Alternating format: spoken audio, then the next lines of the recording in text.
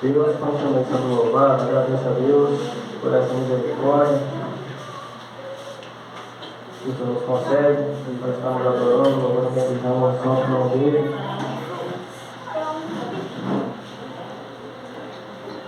Deus continua sendo louvado sempre.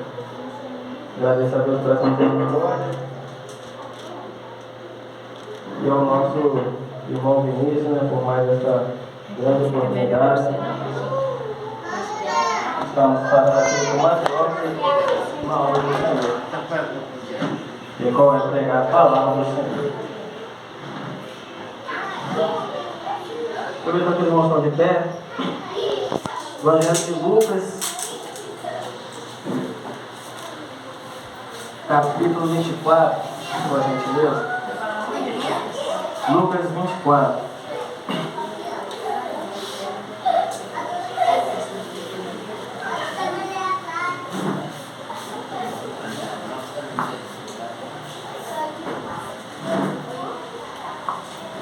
Aleluia!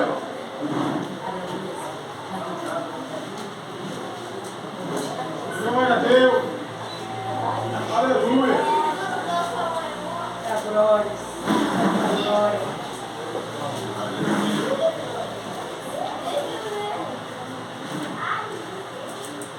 Glória a Deus.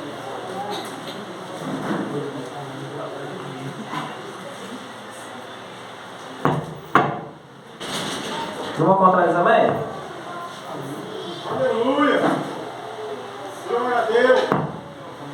Confesso, irmãos, que eu tinha meditado em casa outra palavra, na verdade. Em casa eu tinha meditado outra palavra, eu tinha até comentado com a minha mãe Ana, que está aqui minha mãe Ana, meu irmão Antônio Binho, Milagre de Deus, meu amigo Silas. Mas tinha conversado com o Senhor, será que é essa palavra mesmo? Eu fiquei incomodado com aquela palavra, ainda mais para domingo eu pensei comigo, mas acho que não vai dar todo sentido assim no domingo, embora Deus que manda, né? Deus que tem que estar na direção de tudo. E Ele concedeu no meu coração outra palavra nesse Evangelho de Lucas capítulo 24, estava até tentando dar uma meditada rápida ali, mas um pouco, mas é uma passagem bem conhecida. O que a qual diz?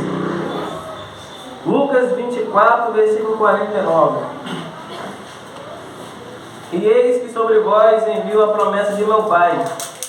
Ficai, porém, na cidade de Jerusalém, até que do alto sejais revestidos de poder. Vamos estar repetindo novamente no 3, por gentileza, esse versículo 49, no 3. 1, 2, 3. Eis sobre vós envio a minha promessa de meu Pai. Meu filho,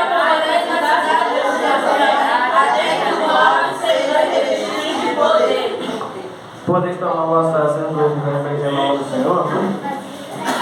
Irmãos, se caso parar um pouco a mente, errar alguma parte aqui, peço perdão aos irmãos, porque, embora seja uma passagem bem conhecida, mas tentei dar uma meditada ali, era outra mensagem que daria hoje, mas pedi ao Senhor misericórdia, sobre essa palavra mesmo, como eu já disse, né? Pedi ao Senhor para me dar uma outra palavra, porque fiquei incomodado com aquela que estava meditando, que agora é Efésios 6, versículos adiante. E assim o Senhor me concedeu, me levou nessa passagem acerca da crucificação.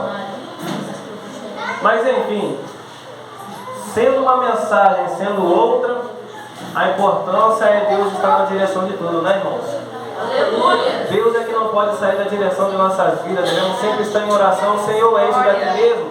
Senhor, é tal lugar que eu devo ir mesmo? Senhor, é tal palavra que eu devo ir mesmo? Tudo, irmãos, tudo pede direção de Deus.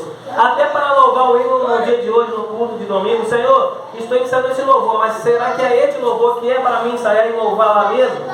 É tudo na direção de Deus. Sem introdução hoje, já está entrando diretamente na mensagem, costumo estar entrando em introdução para depois ministrar.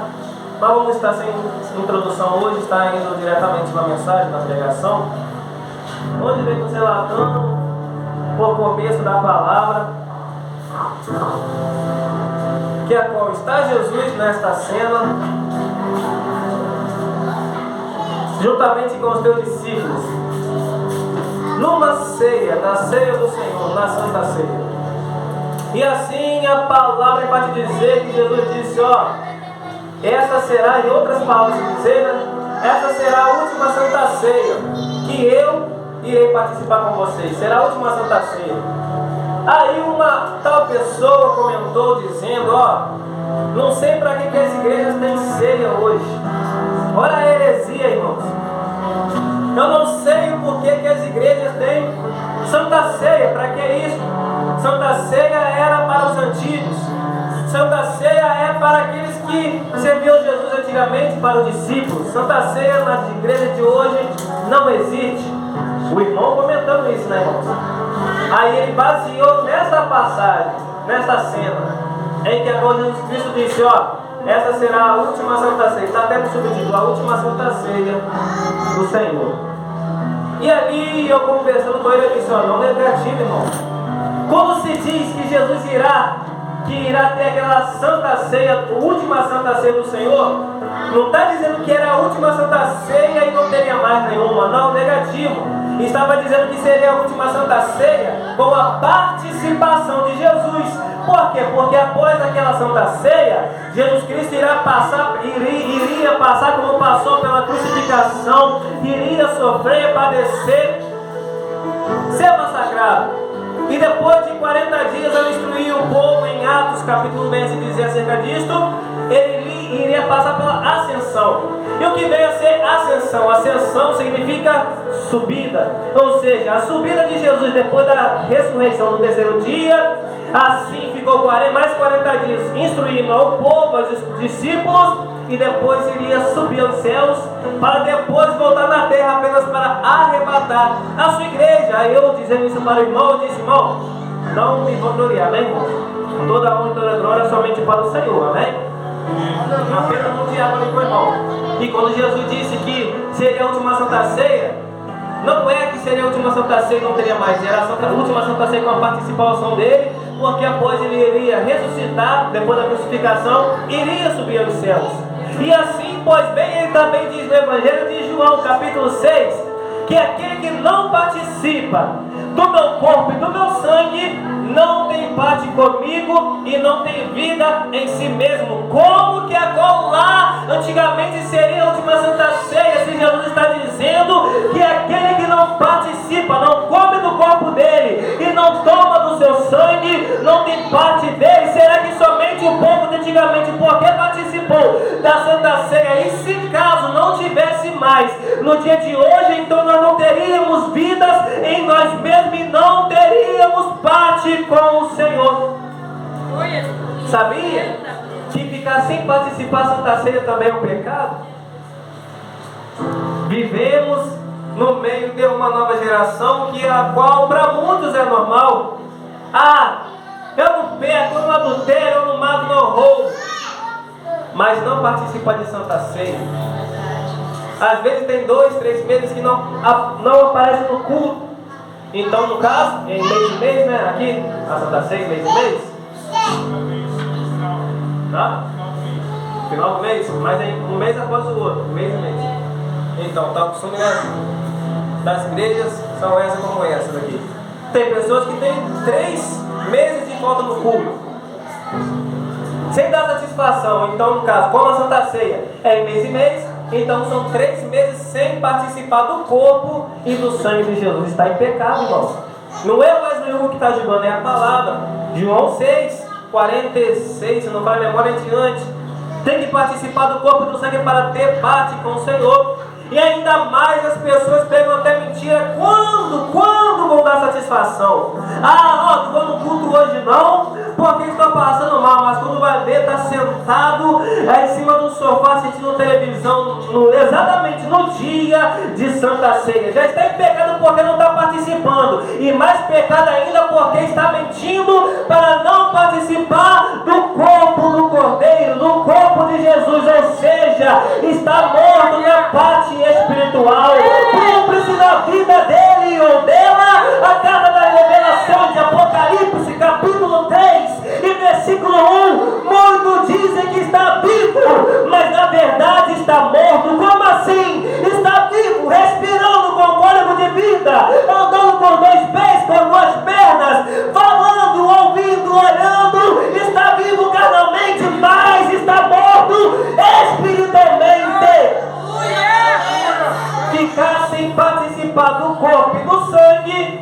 também é um pecado. Prossegue-se dizer as sagradas escrituras.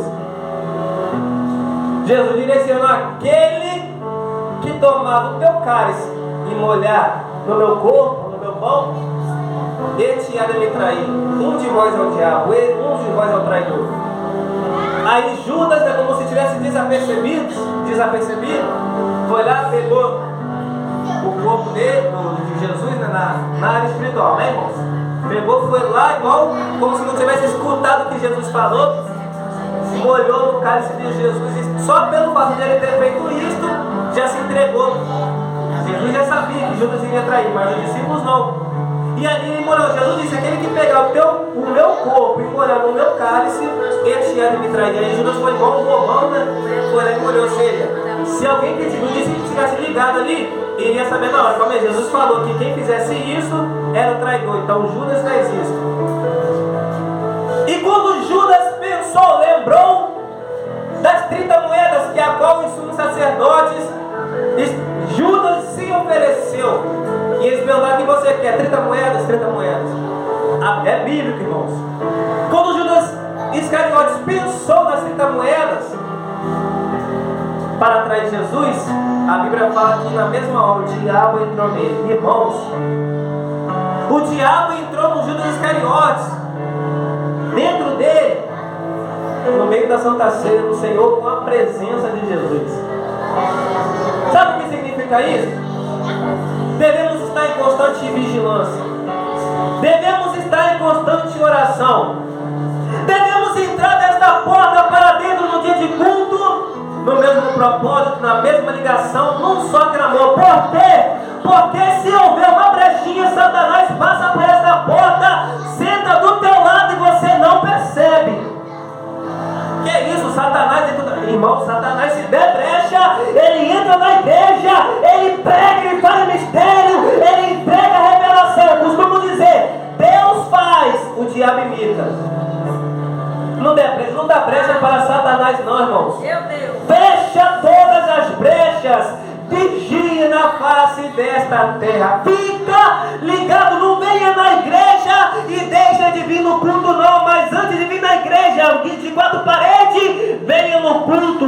Não venha aqui para passear, para reparar um, reparar o outro não, mas vem com um propósito no seu coração de passar da porta para dentro, para adorar, para exaltar, para engrandecer, para adorar, dar o seu melhor, aquele que é digno de toda a honra e toda a glória, e tanta majestade e de todo louvor. Não fica desligado não, irmão. Prossegue-se dizer as sagradas escrituras. Direciona a palavra ao discípulo Pedro. Pedro, antes que o galo, eu clamei por você, intercedi ao Senhor por você. Antes que o galo cante 3 vezes, tu me negarás. Quando você me negar 3 vezes, depois da 3ª vez que você me negar, o galo vai cantar. Perdão. Aleluia, Jesus. Não, mestre, não, Jesus. Eu te negar, não. Aonde o Senhor for, eu vou. E o que o Senhor passar, eu vou passar. E o que o Senhor sofreu, eu vou sofrer. Ainda que o Senhor morra, eu vou morrer junto com o Senhor. Não, Pedro. Jesus disse: não, Pedro, tu me negarás 3 vezes. Aí depois que você me negar 3 vezes, o galo vai cantar. Aí Jesus direciona uma palavra dizendo que há umas 2 espadas, que a qual tem que ser posto no alforje. A espada, irmão, na área espiritual, sabemos, né? Costumam dizer isso. É a palavra de Deus. E já viu? A espada que é de 2 gumes, 2 partes. A faca, né? Às vezes tem um lado que é reto e outro lado que é liso, amolado, né? No caso. Ou seja, só corta um lado só, né? Mas a espada não. A espada está amolada de um lado e no outro. Ou seja, corta tanto para um lado quanto para o outro. Assim é a palavra do Senhor. Ela corta para os 2 lados. Primeiro ela corta aqui, para depois ela cortar aí. Aí o Senhor já avisou aqui, por misericórdia, para dizer, e repito novamente, disse uma vez numa pregação aqui, que é como vivemos no meio de uma nova geração. O Wesley Hugo, irmão Vinícius convidou o irmão Wesley Hugo para pregar no domingo, dia 7 de junho. Vou lá meter areia nos irmãos, vou pregar a verdade, vou bater no ombro do irmão. Já sei que a irmã está em pecado, vou pregar contra ela. O irmão está no adultério, vou pregar. Aí já joga indireto, irmão. Mas esquece que a palavra, que é a espada, que é a palavra de Deus, corta para os dois lados. Aí diz, tem que tomar posição, amém? Tem que se consertar, amém? Tem que se santificar, amém? Mas repito, a espada corta para os dois lados. Eu venho aqui jogar direta para a irmã fulana, para a irmã cicrana, não. Já disse e repito aqui, isso aqui não é algo que é um objeto para matar a alma, não é para a igreja não. Pregar a verdade sim, mas na direção de Deus, sem querer apontar o teu irmão. Senão acaba jogando, em vez de haver libertação, vai expulsar a alma da igreja. Não é para julgar, entre aspas, a palavra já julga automaticamente, né? Mas não é para jogar em direta, não, é para pregar a palavra. A Bíblia, a espada que é a palavra do Senhor, corta para os dois lados, primeiro aqui, para depois aí. Digo, tem que se santificar. Estou dizendo, o Espírito Santo está dizendo através de mim para você.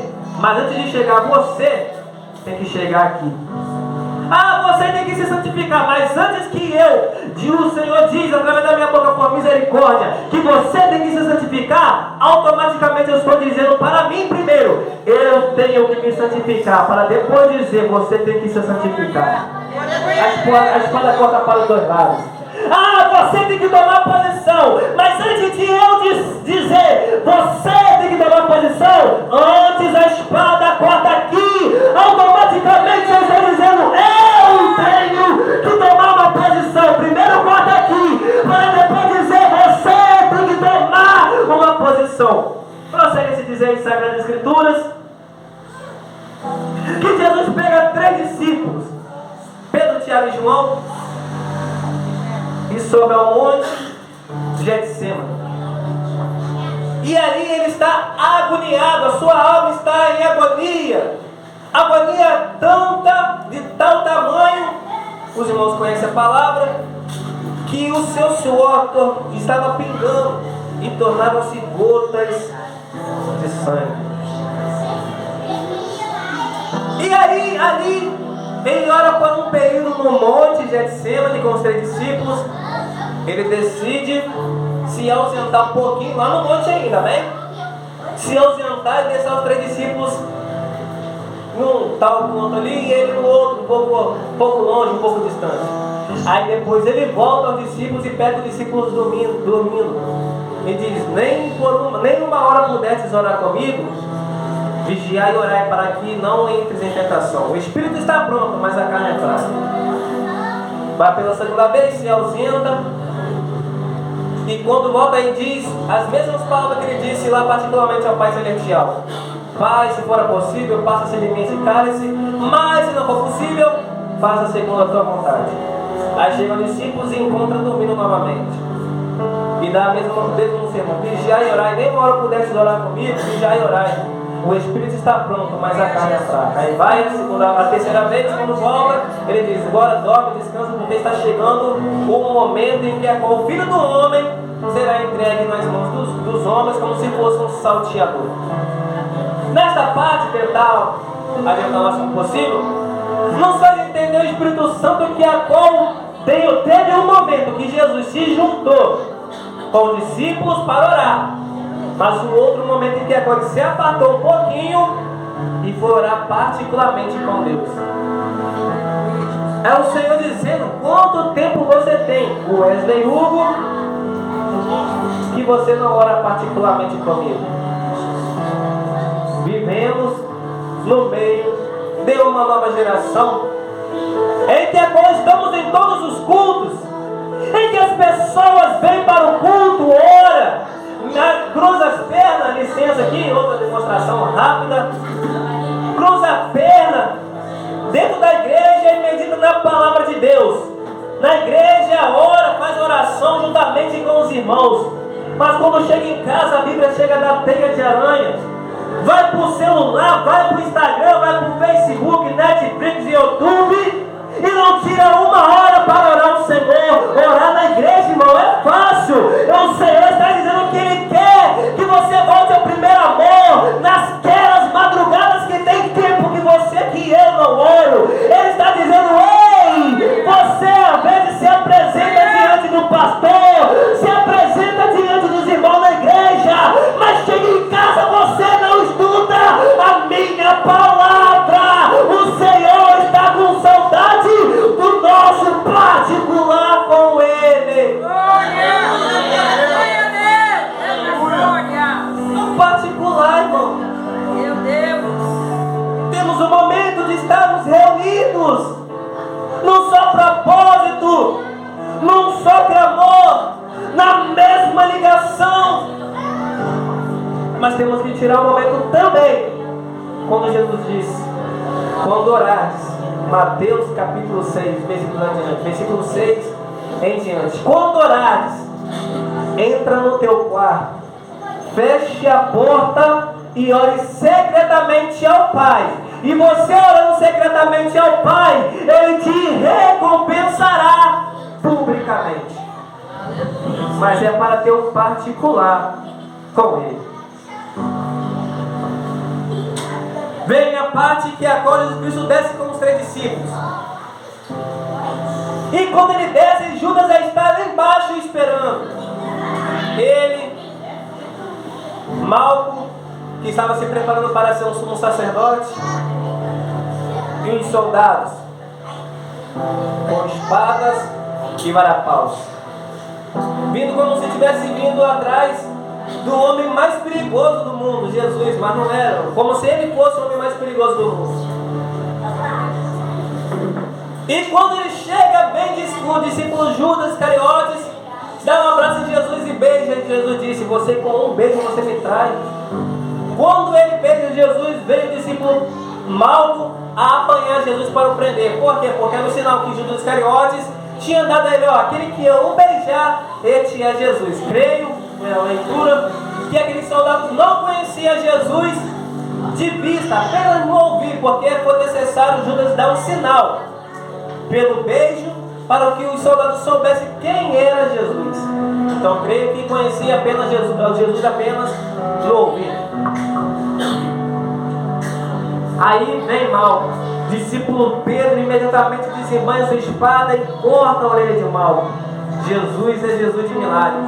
Ele dá um sermão em discípulo Pedro. Não, você não sabe que a palavra tem que se cumprir, Pedro. Isso daqui está dentro de um propósito. Jesus se abaixa com uma humildade, pega a orelha de Malco e coloca no lugar, como se nunca tivesse sido cortado. Olha o poder de Jesus. É como se ele estivesse dando um tapa na cara do discípulo imundo no dia de hoje também, para lembrarmos da epístola de Efésios, capítulo 6, versículo 10, 11, 12, que agora diz: no demais, irmãos meus, fortalecendo no Senhor e na força do seu poder, revestido de toda a armadura de Deus, para que possais estar firmes contra toda a cilada do diabo. Aí ele diz: a nossa luta não é contra carne e sangue, mas contra toda a potestades e hostes malignas da maldade.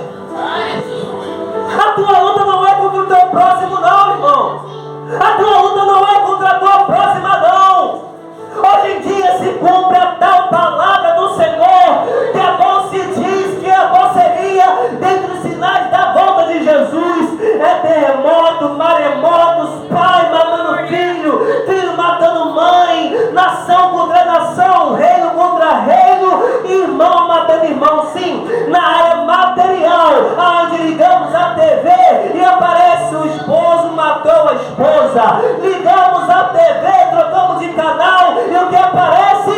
O filho esfaqueou a própria mãe, o pai deu um tiro no filho, os dois irmãos brigaram e um deu uma paulada na cabeça do outro e o matou. Ou seja, só se vê tragédias. É cumprimento da palavra do Senhor, que agora Jesus está voltando, mas na área espiritual se cumpre dentro da casa do Senhor, irmão matando irmão. Ou seja, é um irmão lançando outro irmão para fora da igreja, é um guerreiro contra outro,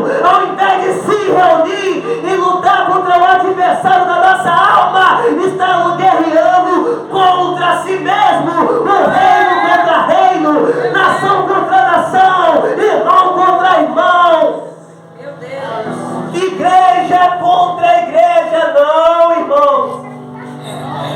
Não é para ficar com intriga, não. Não é para deixar o rancor permanecer no teu coração, Espírito Santo. No seu coração, não. Mas amolece esse coração, irmão. Tenha a humildade de pedir perdão ao teu próximo, mesmo que ele esteja errado. Esta é a humildade do cristão, irmão. Ah, mas ele falou mal de mim. Vai lá e pede perdão a ele. Mas ela que fez fofoca, vai lá e pede perdão a ela. Mas ele que errou, ela que errou, pede perdão. Tenha identidade de cristão, dê um bom exemplo. Não vou expandir muito, mas apenas citando Mateus capítulo 5, vai nos relatar, versículo 21, 22, 23 em diante. Quando trouxeres a tua oferta e lembrar que o teu irmão tem algo contra você, olha só, irmão. Não é quando eu lembrar que eu tenho algo contra o meu irmão quando eu estiver apresentando uma oferta normal. É quando eu lembrar, na hora da oferta, que o meu irmão, olha a língua portuguesa, quando eu lembrar que o meu irmão tem algo contra mim, é para me deixar a oferta no altar, ir lá me reconciliar com o meu irmão, para depois pegar a oferta no altar e depositar na obra do Senhor. Irmãos, Jesus não recebe nenhuma oferta, irmão, de qualquer maneira. Se eu lembrar que o meu irmão não é eu contra ele, mas se ele tem algo contra mim e não pede perdão a ele, Deus não recebe a minha oferta, não. Costumo dizer, o pastor recebe a sua oferta, a igreja recebe a sua oferta, mas Deus não. O pastor recebe, a igreja recebe por quê? Porque o dízimo é a oferta que tem mantido a obra do Senhor. Primeiro Deus, e o dízimo é a oferta com a porta aberta e a obra de pé. Porque tem as contas para pagar, às vezes tem aluguel, tem que pagar aluguel, tem a energia, a água para pagar, tem seus gastos, mas Deus de qualquer maneira não recebe a oferta não.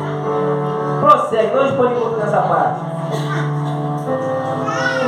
E a palavra pode dizer que Jesus Cristo é levado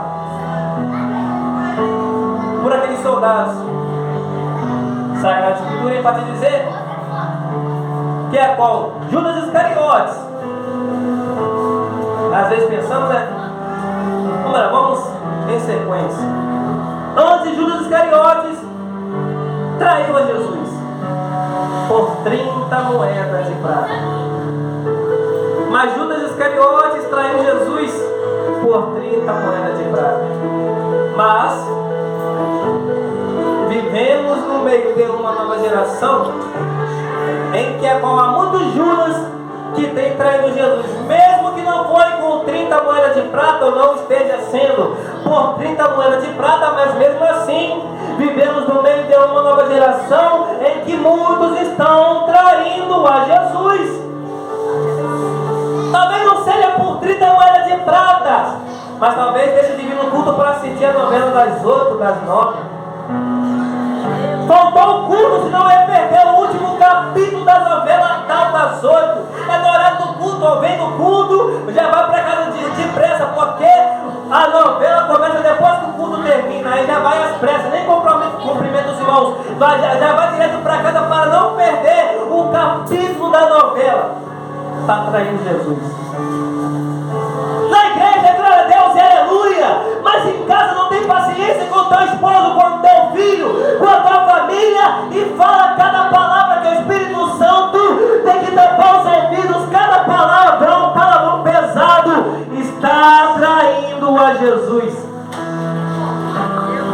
Parece que é o irmão que mais fala do seu pastor, é o mais caluniador da igreja, está traindo a Jesus.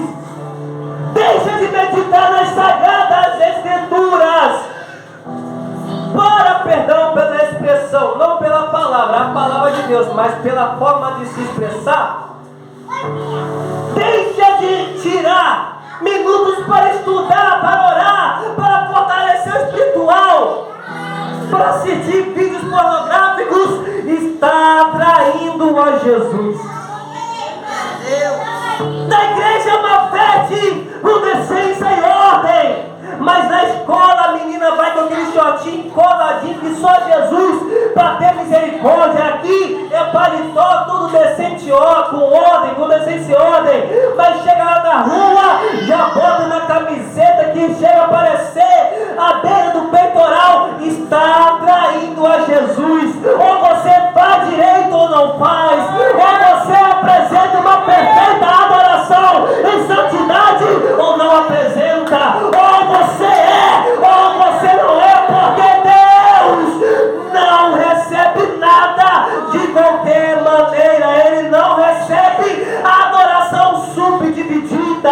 Ou você adora a Deus, ou você adora o diabo, ou você alegra aos olhos do Espírito Santo, ou você alegra aos olhos de Satanás, ou você destina com doredecão, ou você destina a tua alma ao céu, ou você destina a tua alma para o inferno. Não podemos adorar as dois senhores, ou adorar um, ou adorar o outro. Ele não recebe nada de qualquer maneira. Deus poderoso, eterno.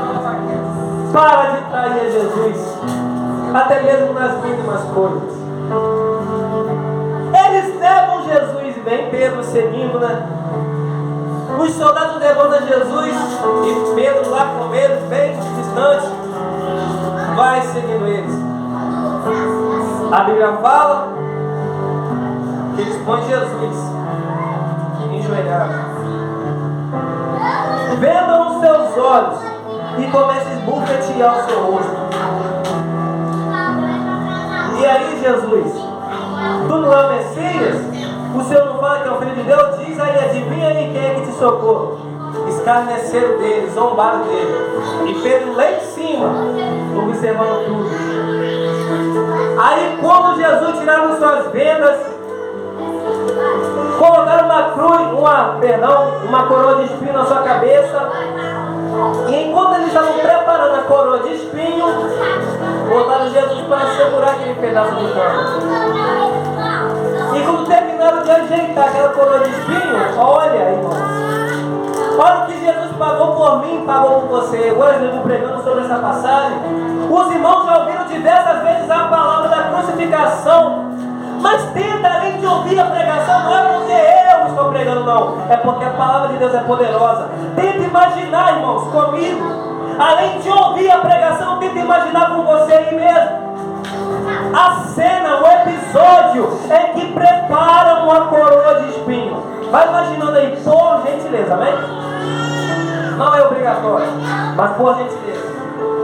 E quando terminaram de ajeitar aquela coroa de espinhos, a Bíblia fala que eles pegaram um pedaço de galho na mão de Jesus com violência. Aí sabe o que fizeram? Aí ó, pá, na cabeça de Jesus. Pá. Imagina, irmão, o que Jesus sentiu. Está imaginando, irmãos? Por gentileza. Com aquela coroa de espinho e com um pedaço de cana na mão, aqueles homens covardemente na cabeça de Jesus, com aquela coroa de espinho, pá, pá. Imagine, irmãos, a dor que ele sentiu.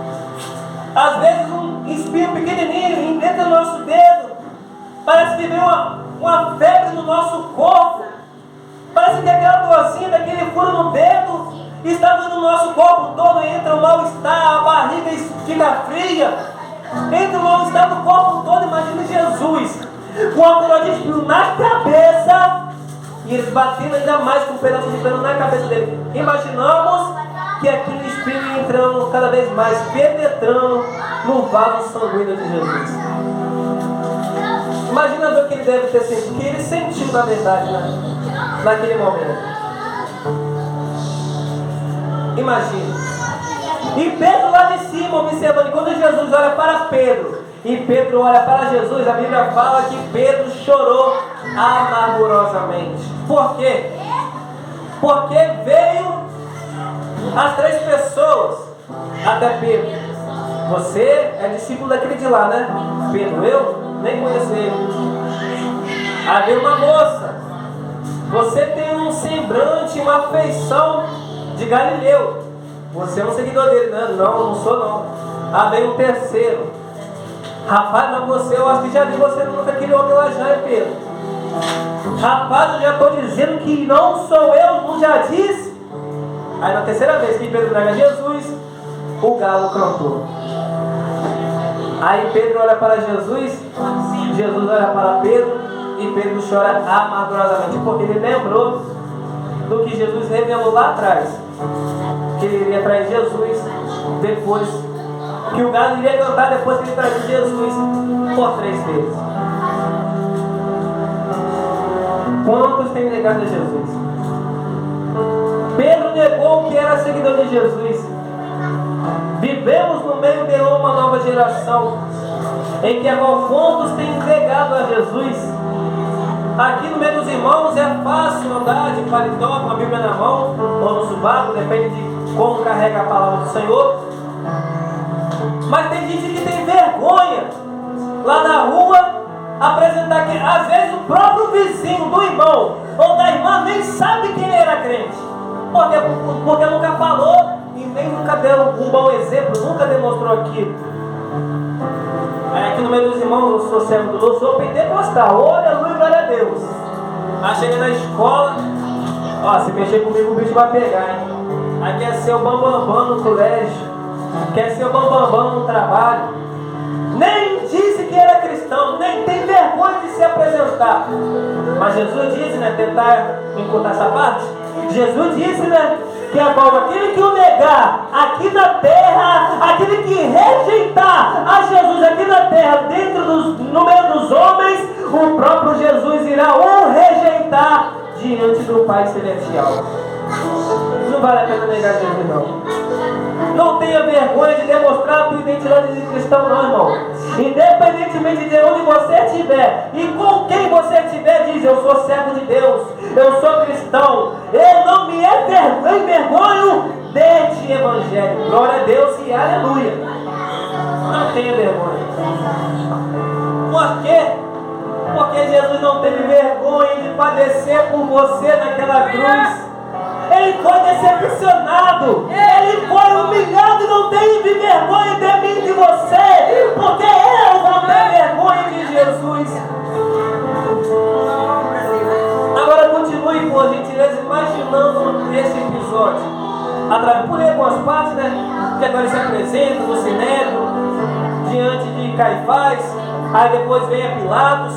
E como costume, antigamente o povo que dizia quem iria ser solto e quem queria ser crucificado, e ali apresentaram Jesus e Barrabás, e Pilato disse, na responsabilidade do povo: ao que será feito a este homem, Barrabás?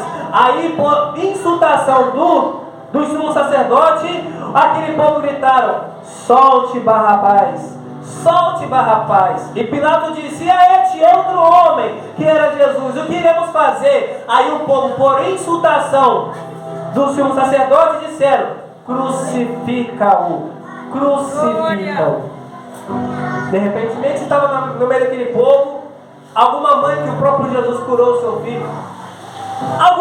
Um ex-paralítico, em modo de se expressar, em modo de falar, entre aspas, um ex-paralítico, ou alguém que era paralítico e Jesus curou daquela paralisia, estava ali desejando a crucificação, irmãos. Estava ali desejando a crucificação de Jesus. De repente estava alguém que estava morto, que estava ali no meio. Alguém que esteve morto, Jesus foi lá e ressuscitou, e estava no meio do povo desejando a crucificação de Jesus. Crucifica-o. Crucifica-o. Mas depois veio a trajetória, que foi bufetado e a coroa de espinho. E por gentileza, continue imaginando ou tentando imaginar a dor que ele sentiu, por gentileza. Não satisfeito com apenas aquilo, de bater com um pedaço de cana na cabeça de Jesus e estando com aquela coroa de espinho. A palavra prossegue se dizer que eles abriram a túnica de Jesus nas costas. Pegaram o chicote, aí continuou, né? No lombo de Jesus com o chicote. Historiadores dizem que na ponta daquele chicote, irmãos, havia dente de leões e pedaços de lâminas. Se for verdade, né? Imagine a pior dor e mais ainda ao chicotear os lombos de Jesus. Abrir a sua túnica nas costas de Jesus, com as costas rasgadas, suas vestes, a sua túnica, a eles com chicote. De novo, né? Igual na coroa de espinho, com um pedaço de cano, agora com chicote no lombo dele. Pá! Aí, se for verdade, no dente de leão afiado e lâmina, imagine quando eles, irmãos, imagine, por gentileza, quando, se for verdade, da lâmina no dente de leões afiados e as lâminas, quando batiam Jesus, só de bater já doía. Imagine na hora que estivesse voltando o chicote para bater de novo. Pá! Aí depois puxa para voltar e pá de novo. E volta e pá. Imagine, irmão, a dor que Jesus sentiu. E se for verdade no dente da lâmina, imagino que quando batia com aquele chicote e quando voltava para bater de novo, creio que ia rasgando as peles de Jesus. E como o dente e a lâmina iria penetrando, quando puxasse, ia rasgando tudo, irmão.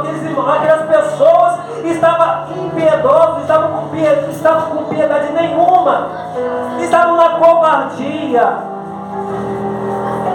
Por gentileza, irmão, imagine a dor que Jesus deve ter sentido naquele momento. Foi por mim, foi por você. E aqueles homens não satisfeitos com apenas aquilo, colocaram ele para carregar uma cruz pesada. Uma cruz que nem era para ele, era para Barrabás. Historiadores dizem que Barrabás era o homem mais alto e mais forte. Então, se a cruz era para Barrabás, com certeza a cruz que Jesus carregou era maior de extensão e mais pesada, creio eu assim. E Jesus, com os lombos todos regaçados, perdão pela expressão, mas todo moído, carregando aquela cruz. A Bíblia fala que ele por um momento caiu. Aí veio Sirineu, se não fala a memória, José, Sirineu, se for outro nome, o irmão me corrige, por gentileza. Veio e ajudou Jesus a se levantar. E ele prosseguiu, carregando aquela cruz do Calvário, no caminho da caveira, no caminho de Emaús, que o significado é caminho de caveira. E aqueles homens não satisfeitos com apenas aquilo. Quem está adiantada, cada horas, deitaram Jesus naquela cruz. Aí não sei se era martelo antigamente, né? Não estudei mesmo, não me aprofundei nessa parte. Qual era o tipo de ferramenta que eles pregavam, né? Mas pegaram os pregões com Jesus esticado. Aí foi na mão de Jesus. Mais pá, irmão, mais pá, ó. Pá. Numa mão. Pá. Na outra mão. Aí não satisfeito com apenas aquilo, foram lá nos pés. Outro pregão. Pá. No outro pé. Pá. Jesus pregado na cruz. E ele pregado levanta aquela cruz. E ele fica pendurado. Aí vem a passagem, né? Que um lado um ladrão, o outro lado outro ladrão. Um estava ajudando a Jesus. Não fala que é Messias. E o outro estava defendendo a Jesus. Mas vamos pular essa parte, né? Porque ela está bem avançada. Mas aqueles homens não satisfeitos com apenas aquilo. Jesus disse: Eli, Eli, lama sabachthani. Eli, Eli, lama sabachthani, traduzido é: Deus meu, por que me desamparaste? Se sentiu desamparado pelo próprio Pai. Se sentiu abandonado pelo próprio Pai. Quando dizem que talvez era pelo pecado que Jesus carregou de cada um de nós. E lá no finalzinho, ele pediu água para beber. Espremeram uma esponja no vinagre e botaram no lábio de Jesus. Jesus cuspiu aquele vinagre. No finalzinho ele diz: Tetelestai. Tetelestai, significado é está consumado. Em outras palavras, missão cumprida. Abaixou o seu pescoço e o espírito foi entregue a Deus, e ali ele morreu.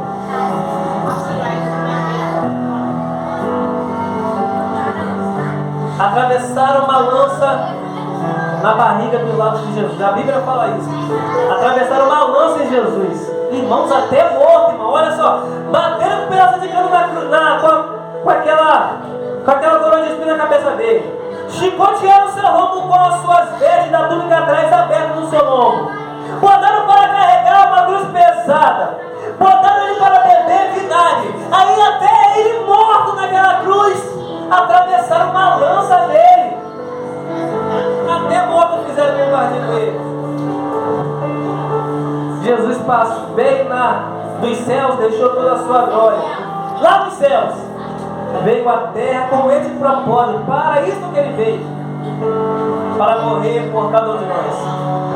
Ele já veio com esse propósito de morrer aqui na terra, entregar sua própria vida, de passar por aquele sofrimento, aquela crucificação, com o propósito de trazer uma reconciliação do homem para com Deus.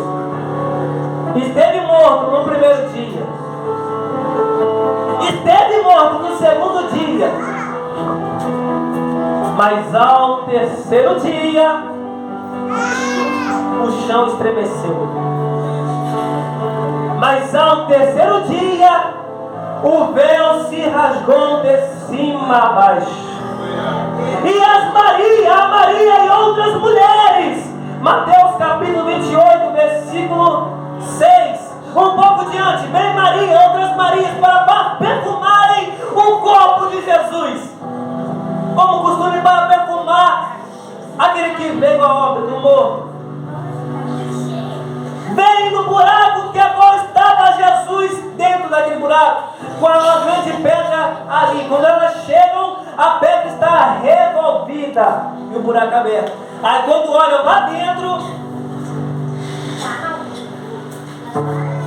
o buraco está vazio, a cova está vazia, a sepultura está vazia. E a palavra diz que elas viram um servo de branco, creio que era um anjo do Senhor, que é um varão todo de branco, creio que era um anjo, e ali ele disse, direcionou a Maria e outras Marias: a quem procurais? A Jesus. Lembra das profecias dos profetas antigamente? Ele não, Mateus 28, 6, ele não está aqui. Por quê? Porque, como já havia dito, porque já ressuscitou. Jesus ressuscitou ao terceiro dia. O nosso Jesus não está morto, não. Jesus, a morte não venceu. A Jesus não. Como eu disse uma vez, Jesus venceu a morte com a sua própria vida. A morte não conteve a Jesus, mas Jesus venceu a morte. Ele ressuscitou e ele está vivo, vive para todos sempre.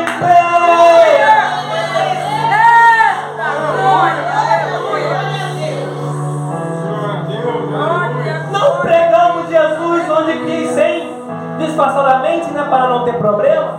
Não pregamos aquele Jesus que está lá, irmãos, na cruz, na imagem lá em cima, com os braços abertos, com o pescoço caído. Não, Jesus não está ali na cruz mais não. Jesus está ressuscitado e já teve ascensão, subiu, e ele está à direita do Pai. E ele disse, eles estão subindo. João capítulo 14, versículo 6 ou 8, se não falha a memória, que agora iniciou na sua ascensão: eu estou subindo, mas não vos deixarei órfãos, mas rogarei ao meu Pai para que vos envie o Espírito Consolador, para que esteja convosco para sempre. Sabe qual é esse Espírito Consolador? É aquele mesmo que o apóstolo Paulo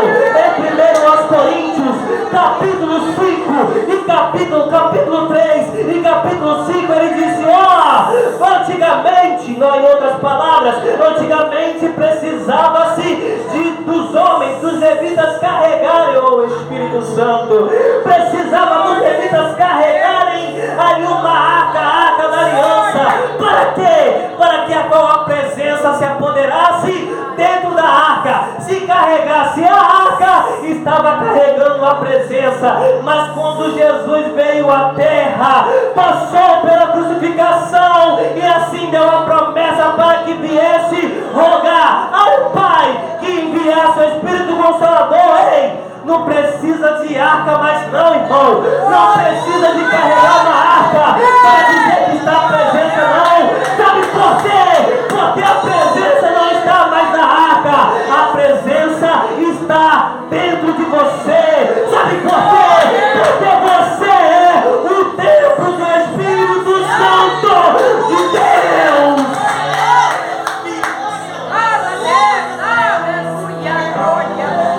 Não precisa de arca, você carrega a presença. E esta presença é tão gloriosa que nos concede uma tal virtude de pregar. Mas não podemos pregar sem a presença. Mas é por intermédio da virtude, da presença que você prega a palavra. É por intermédio da virtude desta presença que você jejua e o teu espírito fica forte. É por intermédio da virtude desta presença que você louva o nome do Senhor e as almas começam a cair no pranto. Oh, o Espírito Santo de Deus, é através da virtude desta presença que a qual te concede a autoridade para estender as mãos sobre os enfermos e os enfermos serem curados. É através desta presença que a qual ela te concede a autoridade para estender as mãos sobre o endemoniado e toda a casta de demônios serem expulsas pelo sangue de Jesus. É por intermédio desta presença. Para não deixar passar batido, já termina aqui, o versículo que nós lemos. Lucas capítulo 24, versículo 49.